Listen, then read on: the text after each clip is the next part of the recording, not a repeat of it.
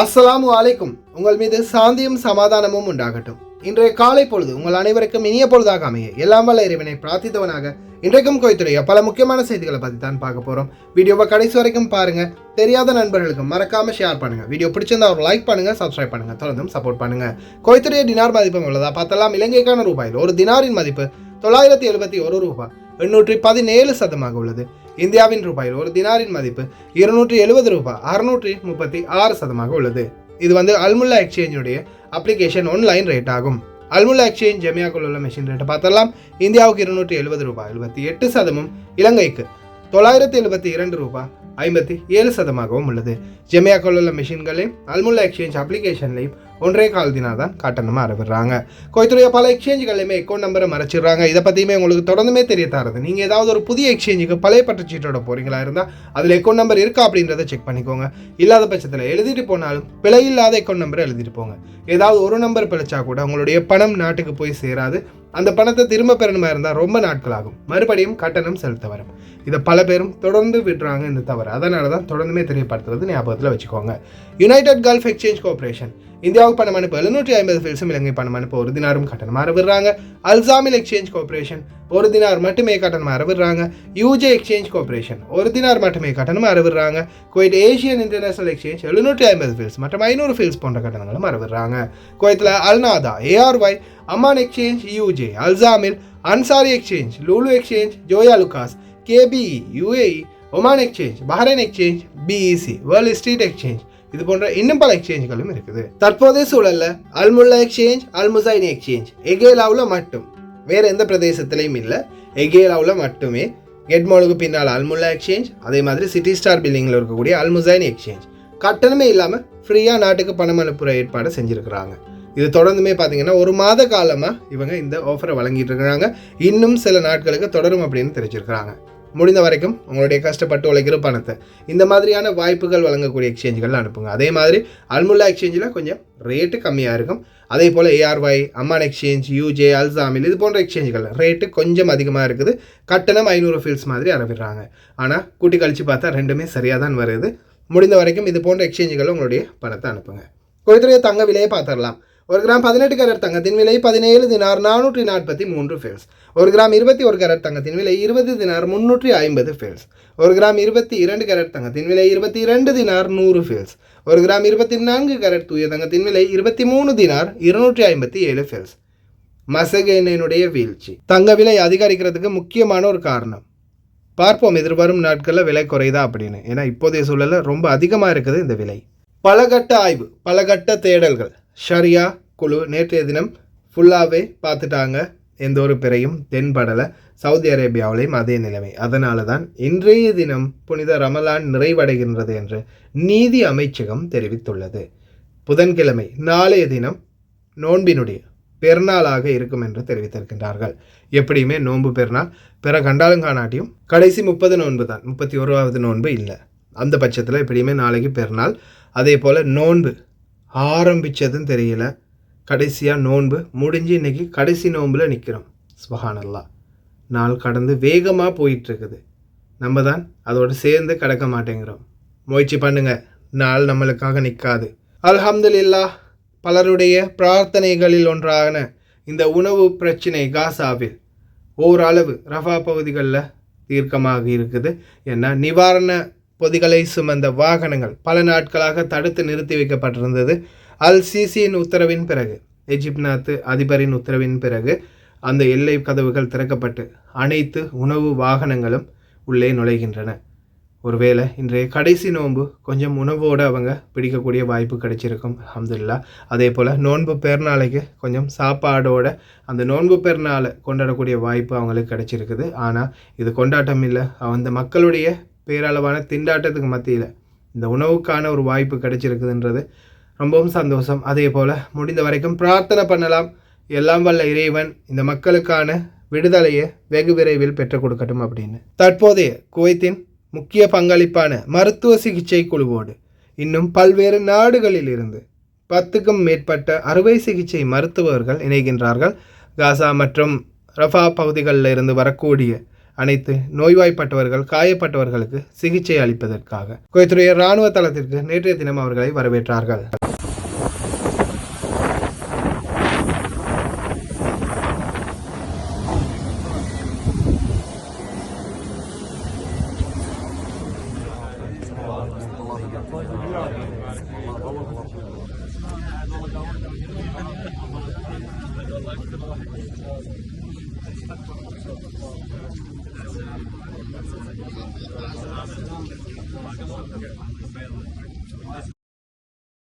இலங்கை தூதரகத்தின் அறிவித்தல். நோன்பு பெருநாள் தினத்தை முன்னிட்டு 2024 ஏப்ரல் மாதம் 9, 10 மற்றும் 11ஆம் திகதிகளில் செவ்வாய்க்கிழமை, புதன்கிழமை மற்றும் வியாழக்கிழமை, அதுடன் சேர்த்து வெள்ளிக்கிழமை மற்றும் சனிக்கிழமை தொடர்ந்து 5 நாட்கள் இலங்கை தூதரகம் நோன்பு பெருநாளை முன்னிட்டு விடுமுறைக்காக மூடப்பட்டிருக்கும் என்பதை தெரிய தந்திருக்கின்றார்கள். ஏப்ரல் மாதம் 14ஆம் திகதி திறக்கப்படும் என்பதையும் அறிய தந்திருக்கின்றார்கள். அதே போல இந்திய தூதரகம் மற்றும் இந்திய தூதரக விண்ணப்ப மையங்கள் ICACS MS மூலம் இயக்கப்படுகிறது. BLS இன்டர்நேஷனல் சர்வீஸ் ஈதுல் ஃபித்ரை முன்னிட்டு ஏப்ரல் 10ஆம் திகதி 2024 புதன்கிழமை அன்று மூடப்பட்டிருக்கும். இருப்பினும் தூதரகத்தின் அவசர கால தூதரக சேவைகள் தொடர்ந்தும் வழங்கப்படும் என்பதை தெரிவித்திருக்கின்றார்கள். இலங்கையர்கள் 5 நாளைக்கு தூதரக பக்கமும் வந்துடாதீங்க அப்படின்னு தெரிவிச்சிருக்கிறாங்க.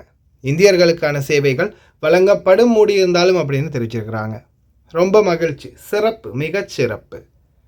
இருந்தாலும் நோன்பு பெருநாளை கொண்டாடக்கூடிய அதிகாரிகள் எத்தனை பேர் இருக்காங்கன்னு தெரியல தூதரகத்தில். இலங்கை தூதரகத்தில் அவங்களுக்கு மட்டுமாவது லீவை கொடுத்துட்டு மற்ற அதிகாரிகள், உங்களுக்கு தான் நோன்பு பெருநாளுக்கு உங்களுக்கு சம்மந்தமே இல்லையே, நீங்களாவது இருக்கிற மிச்ச வேலைகளை பாருங்க. முன்னாடி குறிப்பிட்டதுதான், காலம் நம்மளுக்காக நிற்காது, நம்ம தான் காலத்தோடு சேர்ந்து பயணிக்கணும். இப்போதைக்கு வரைக்கும் உங்களோட ஆக்டிவிட்டி வெறும் 62 பேர் தான்.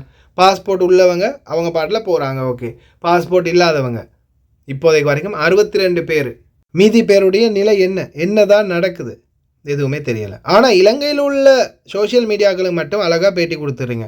19,000 பேர் இருக்கிறாங்க, 6,000 பேர் தான் பதிவு செஞ்சுருக்காங்க, மீதி பேர் இன்னும் வரல.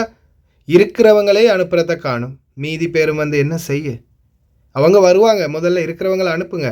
தூதரகம் இவ்வளவு ஆக்டிவாக செயல்படுறாங்க அப்படின்னு ஆசையில் வருவாங்க.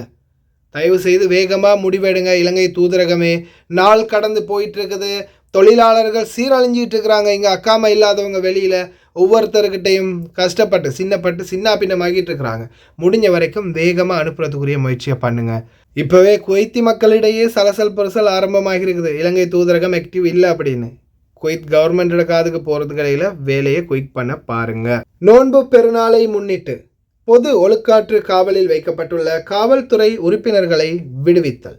மாண்புமிகு துணை பிரதமர், பாதுகாப்பு அமைச்சர் மற்றும் உள்துறை அமைச்சர் ஷேக் ஃபஹத் யூசுப் சவுத் அல் சபாவின் அறிவுறுத்தல்கள் மற்றும் உத்தரவுகளின் அடிப்படைகள் மற்றும் ஆசீர்வாதிக்கப்பட்ட ஈத் அல் ஃபித்ர் நோன்பு பெருநாளுக்காக உள்துறை அமைச்சகத்தின் துணை செயலாளர் லெப்டினன்ட் ஜெனரல் ஷேக் சாலிம் நவாஃப் அல் அஹமத் அல் சபா ஒழுக்காற்று காவலில் உள்ள அனைத்து காவல்துறை உறுப்பினர்களையும் விடுவிக்கும் முடிவை வெளியிட்டுள்ளார். அதே போல் 900க்கும் அதிகமான கைதிகள் பொது மன்னிப்பில் பேர் லிஸ்ட் எடுக்கப்பட்டாங்க. அதில் சில முக்கியமான குவைத்தி குடிமக்கள், ஒரு சில வெளிநாட்டவர்கள் தான் விடுவிக்கப்பட்டிருக்கிறாங்க.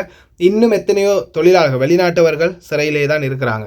அவங்களுடைய விடுதலையும் இன்ஷா அல்லாஹ் இந்த பொது மன்னிப்பு மூலம், இப்போதைக்கு கொடுத்த பொது மன்னிப்பில் அதுவும் அடங்குது. அவங்களுடைய பொது மன்னிப்பையும் வெகு விரைவிலேயே சரி செய்து சிறையில் இருக்கக்கூடிய அப்பாவி தொழிலாளர்கள், அப்பாவிகள் சிலர் இருக்கிறாங்க, தான் செய்யாத குற்றத்துக்காக சிறைக்கு போனவங்க, அவங்களையும் விடுவிச்சாங்கன்னா ரொம்பவும் சந்தோஷமாக இருக்கும், பார்க்கலாம். ஆனால் அதுக்கிடையில் எத்தனையோ தலைவலிகள் ஆரம்பமாக இருக்குது. கவர்மெண்ட் ரிசைன் பண்ணிடுச்சு. மே மாதம் 14ஆம் தேதி ஒத்தி வைக்க உத்தரவு. என்ன உத்தரவு? அரசியலமைப்பின் 106வது பிரிவின்படி 18வது சட்டமன்ற காலத்தின் முதல் வழக்கமான கூட்டத்திற்கான தேசிய சட்டமன்ற கூட்டத்தை மே மாதம் 14, 2024 செவ்வாய்க்கிழமை காலை வரை ஒத்திவைக்க அவசர உத்தரவை அமீரி வெளியிட்டுள்ளது. புதிய சட்டங்களை இந்த நாட்களில் திணிக்காமல் இருக்கிறதுக்கு ஒரு வகையில் நல்லம்தான், இருந்தாலும் சில நிறைவேற்று அதிகாரங்களை இன்னும் தாமதப்படுத்த போகிறாங்க அப்படின்றது தான் இதில் கவலையான விடயம். ஏன்னா புதிய கவர்மெண்ட் இப்போ தான் ஆரம்பித்தாங்க, அவங்களுடைய அப்பாலஜிகளையும் தெரிவிச்சிருக்கிறாங்க. இப்போதைக்கு இந்த கவர்மெண்ட் ஆரம்பித்தது கொஞ்ச நாள் கூட இல்லை, தொழிலாளர்களுக்கு சிறப்பான சம்பவங்களை பண்ணினாங்க.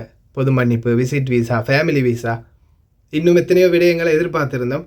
ஆனால் இந்த கவர்மெண்ட் இவ்வளவு சீக்கிரமாக கலையுதுன்றது மிகவும் ஒரு கவலையான விடயமா இருக்குது, குறிப்பாக வெளிநாட்டவர்களுக்கு. الكرام السلام عليكم ورحمة الله وبركاته.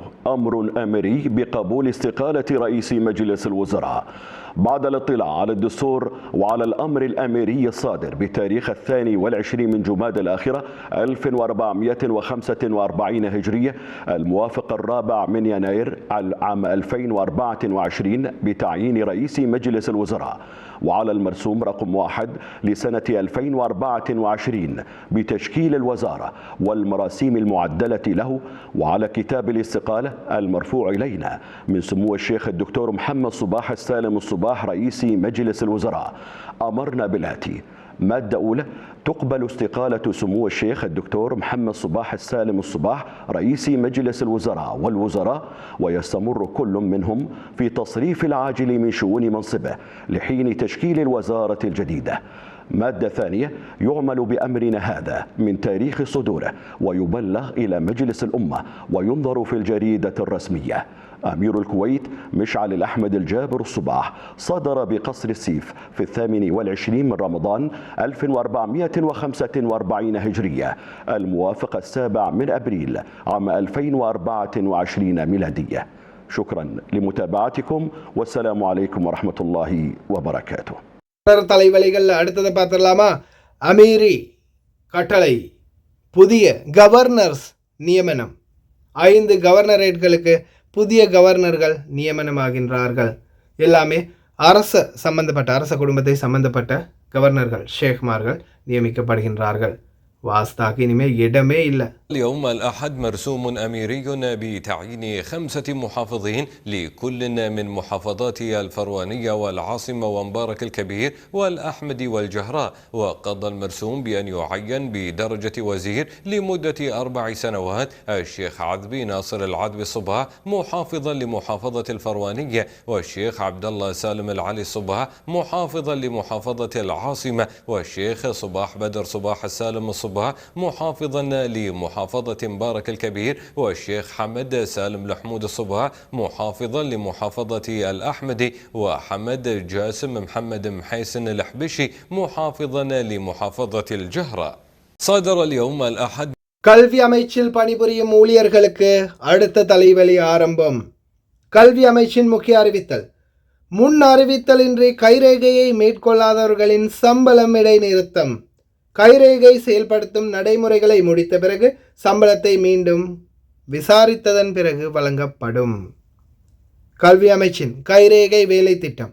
இதற்கு முன்னாடி நிறைய பேர் சொல்லியிருந்தாங்க, இந்த கைரேகை வேலை திட்டம் வந்து ரொம்பவும் பாதிப்பு, வெளிநாட்டவர்கள் கூட இப்போ அதில் கிளீனிங் பண்ணுறவங்க, ஆஃபீஸ் பாயாக இருக்கிறவங்க, அவங்களுக்கு கூட இதில் பாதிப்பு ஏற்படுது, எங்களுக்கு ஹாஃப் டே லீவ் வேணால் கூட சொல்லிட்டு போயிடுவோம். ஆனால் இப்போ ஃபிங்கர் பிரிண்ட் சிஸ்டம் வந்ததால் நாங்கள் ரொம்ப பாதிக்கப்பட்டிருக்கோம் அப்படின்னு சொன்னாங்க. ஆனால் நீங்களாவது ஹாஃப் டே லீவில் தான் பாதிக்கப்படுறீங்க. நிறைய குடிமக்கள் என்ன பண்ணுறாங்கன்னா, அந்த சிலிக்கான் ஜெல்லை வச்சு, அந்த மசிறிகளை வச்சு அவங்கள ஃபிங்கர் வைக்கிறது. அப்படி இல்லையா, வந்து காலையில் சைனை வச்சுட்டு போகிறது, அதுக்கப்புறமா வேலையை முடிச்சுட்டு சாயந்தரமாக வந்து இல்லை அடுத்த நாள் வந்து எக்ஸிட் சைனையும் சேர்த்து வைக்கிறது. சும்மா சம்பளம் எடுத்துக்கிட்டு இருந்தாங்க. இப்போ ரீசெண்டாக ஹாஸ்பிட்டலில் போய் க்ரௌடாக நின்னாங்க ஒரு நாள் லீவு போட்டதுக்கு, மருத்துவ சான்றிதழ் எடுக்கிறதுக்காக. இதெல்லாம் பார்த்துட்டு கல்வி அமைச்சர் இந்த மாதிரியான ஒரு தீர்க்கமான முடிவை வெளியிட்டிருக்கிறாரு. இனிமேல் கல்வி அமைச்சில் வேலை பார்க்கக்கூடியவங்க, வெளிநாட்டு ஆசிரியர்களாக இருக்கலாம் அல்லது துப்புரவு தொழிலாளர்கள், ஆஃபீஸில் வேலை பார்க்குறவங்க, யாராக இருந்தாலும் சரி, லீவு எடுக்க போகிறீங்கன்னா சரியான காரணம் இருக்கணும், அதுக்கான ஆதாரமும் இருக்கணும். அடுத்தது இந்த லீவு சர்டிஃபிகேட், சிக் லீவ், இது எல்லாமே பார்த்திங்கன்னா செஹல் சிஸ்டத்துக்கு கொண்டு வந்துட்டாங்க. ஆன்லைன் மூலமே அப்டேட் ஆகிரும். யார்கிட்டையுமே பொய்யா போலியாவெல்லாம் போய் பேப்பர் எடுத்துகிட்டு போக முடியாது. அப்படி யாராவது கொடுத்தாங்கன்னா அந்த வைத்தியர்களுக்கும் எதிராக சட்ட நடவடிக்கை எடுக்கிறதா தெரிவிச்சிருக்கிறாங்க. அதனால் இப்போ சிக் லீவ் எல்லாம் பொய்யா போலியாவெல்லாம் எடுக்க முடியாது. உண்மையான நோய் கண்டறியப்படாத பட்சத்தில் உங்களுடைய லீவு செல்லுபடி ஆகாது, சம்பளம் அந்த நாள் கிடைக்காது. ஞாபகம் இருக்குதா யாருன்னு? பல பேருடைய கருத்துக்கள் ட்விட்டரில் அதிகமாக வலம் வந்துக்கிட்டு இருக்கிறாரு. புதிய கவர்மெண்ட்டை உருவாக்கும் போது உள்துறை அமைச்சராக மறுபடியும் அவரையே நியமிக்கணும், எத்தனை பேர் விரும்புகிறீங்க அப்படின்னு ஒரு சில ட்விட்டர் போஸ்ட் போட்டாலே எல்லாருமே போலியில் கமெண்ட் பண்ணுறாங்க, அவர் தான் வேணும் அப்படின்னு. உங்களுக்கே தெரியும் ஆரம்பத்தில் வெளிநாட்டவர்களுக்கு எந்த மாதிரியான புதிய புதிய சட்டங்களை கொண்டு வந்தாங்க அப்படின்னு. இந்த கவர்மெண்ட் வந்த பிறகுதான் ஓரளவுக்கு நிம்மதியாக இருக்குது. மறுபடியும் பழைய உள்துறை அமைச்சர் வந்தால் எந்த மாதிரியான பிரச்சனைகளுக்கு நம்மளுக்கு முகம் கொடுக்க வரும்னு தெரியலை. யாருக்கு எதை மறந்துருந்தாலும் இவர் சொன்ன இந்த வார்த்தை ஞாபகத்தில் இருக்கும். ما في أحد فوق القانون. قلتها آخر مرة وأقولها الحين وبقولها ليوم الدين. ما في أحد فوق القانون. القانون فوق الجميع. كائن من كان. كائن من كان. நேற்றைய தினம் AUM யூனிவர்சிட்டி மற்றும் புஜர்ராஹ் ராயல் ஃபார்மசி உரிமையாளர் ஒன்றிணைந்து ஜிலீப் ஷூக் பகுதிகளில் 15,000க்கும் அதிகமான உணவுப் பொதிகளை வழங்கியிருந்தாங்க. இஃப்தார் ஏற்பாடு பண்ணியிருந்தாங்க. அதை ஃபுல்லாகவே கவரேஜ் பண்ணியிருந்தாங்க அல் ஹப்பாஸ் செய்தி சேவை. வீடியோக்கள் பிடிச்சிருந்தா பார்க்கலாம், பிடிக்கலையா ஸ்கிப் பண்ணிவிட்டு அடுத்த செய்திக்கு போகலாம். ஏன்னா சிலருக்கு வீடியோ பார்க்குறது பிடிக்கும், சிலருக்கு பிடிக்காதவங்க ஸ்கிப் பண்ணிக்கோங்க. شباب على شباب المستقبل والله عاشوا طلبة أيوم عاشوا ابريل انجاندي اللاري يبرملك انا ناني امبرك يا حليلة قاعد تسولف بالهندي. نورتونا ودي أعرف لحم دياي مرق هوا شنو. أنا وايد سعيدة لأن أنا جاية منطقتي دي المنطقة منطقتي. وبسم الله نبتدي. بطل الباب. اليوم في عمل خير 15,000 وجبة قاعد نوزعها في منطقة الجليب بالتعاون مع AUM وبجراح. بين كل وجبة متر. أنا ودي أعرف أنتم من وين قاعد تجيبون الوجبات؟ أحس أنتم فاهمين المنهج أكثر مني. شنو سويت بالخير اليوم؟ وزعت وجبات، فرجت، نظمت وياهم في وايد اشياء يعني. فخر لي ان انا امثل هالجامعه وانا انتمي لها يعني. الله متحدث. اكثر من 250 طالب ما شاء الله. انا اخر ابديت كان عندي 180. صح. احنا حابين ان هم يشاركون بهذه خلينا نقول لك المشاركات والمبادرات تنمي القدره عندهم على ان هم يشاركون ويساعدون، والقدره المجتمعيه والمساعدات المجتمعيه نحب نعززها فيهم. نصفتها نسويها كرة ثلج. يقول شفت عبد الحسين عبد الرضا في واحد يمثل وياه كنا انت. واحد من اهدافنا ان نجهز الطلبه ان يكونون افراد جاهزين ان ينخرطون في المجتمع من جميع النواحي العلميه والعمليه. هذا الشيء شفناه اليوم على ارض الميدان. اي ما شاء الله انا وايد فخوره بطلبتنا ما شاء الله عليهم، موجودين من الظهر اليوم موجودين عندكم على طول هني. انت راح ناخذك لان الكوفيه حلو، وهني راح ناخذهم لان بنات، وانا لاني بنت الكوفيه. الله عليك.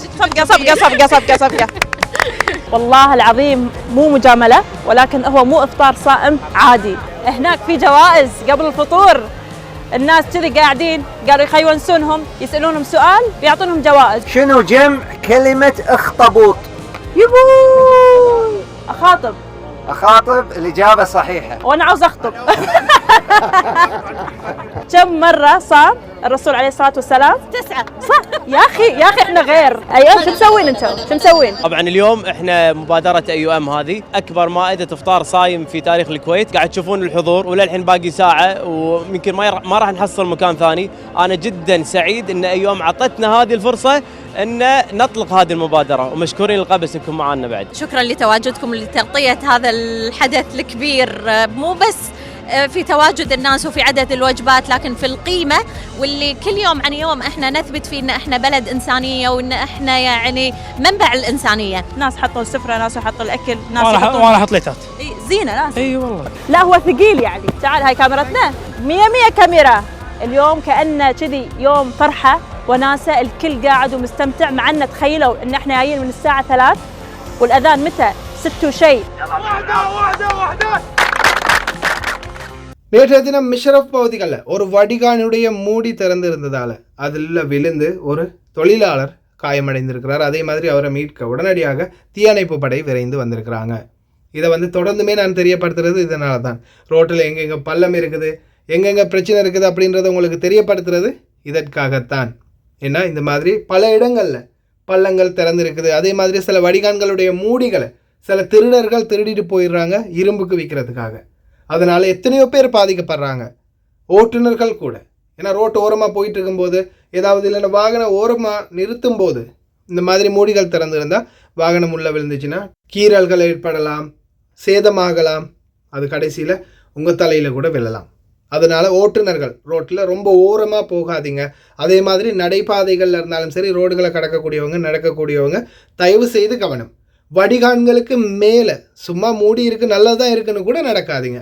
சில நேரங்களில் ரொம்ப இலகுவாகி இருந்தால் உடஞ்சி கூட விழுந்துடும். கவனமாக இருங்க.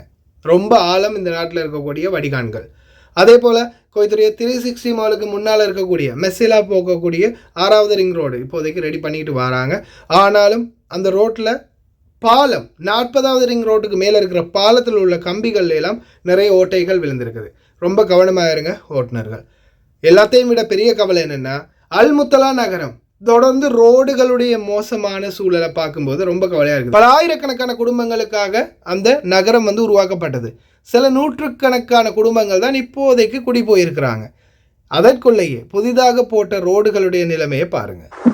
هذه رسالة إلى السادة المسؤولين في المؤسسة العامة للرعاية السكنية. كون الطريق الآن في عهدة المؤسسة العامة للرعاية السكنية. شوفوا جودة البتومين مادة الأسفلت.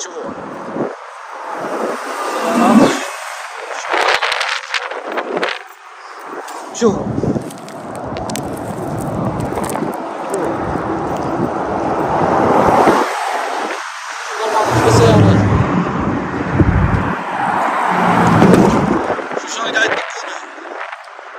اقسم بالله تسبب كارثه هذه، والله تسبب كارثه يا جماعه.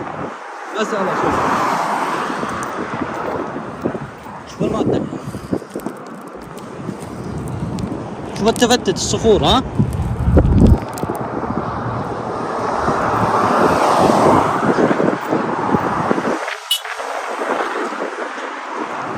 السيارات. هذا الطريق جديد ترى، على فكره جديد.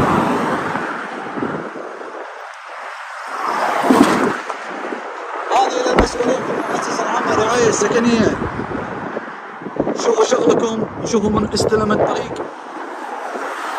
يبقى بالتالي الناس تبي عمارة، بس بالتالي الناس جاية رايحة لهلا. لا تفقد واحد يفقد والدينه وواحد يفقد عياله. هذا شلون عاد لو بالطريق بالليل شيء ثاني.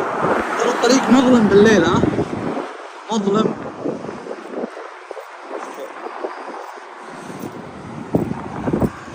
شوف